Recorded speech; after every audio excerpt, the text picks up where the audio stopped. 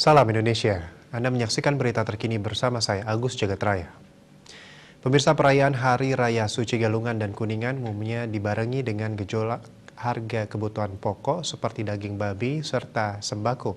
Guna meredam gejolak harga tetap stabil di tengah tingginya permintaan, pemerintah Kabupaten Badung meminta jajarannya memperhatikan stok barang di pasaran.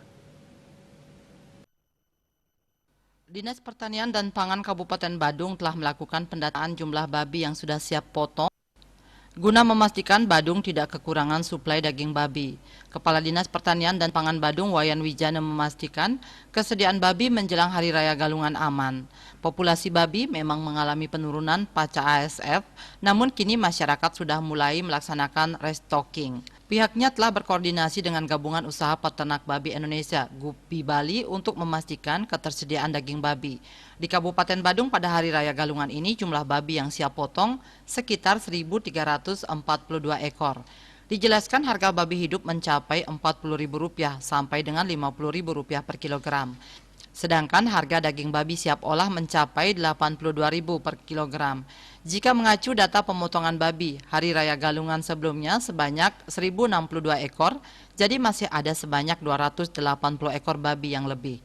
Upaya mengendalikan gejolak harga jelang Hari Raya Galungan juga dilakukan Dinas Koperasi, UKM, dan Perdagangan dengan menggelar operasi pasar guna mengantisipasi gejolak harga.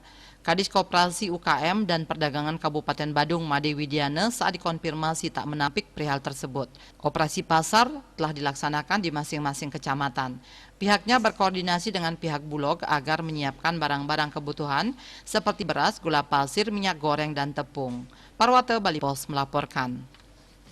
Untuk mencegah penyebaran COVID-19, ingat pesan Ibu, selalu terapkan 3M, wajib memakai masker, wajib mencuci tangan, dan wajib menjaga jarak, serta wajib menghindari kerumunan. Dengan penerapan perilaku 3M, Indonesia segera terbebas virus corona menuju Indonesia maju. Tetaplah bersama Bali TV. Salam Indonesia.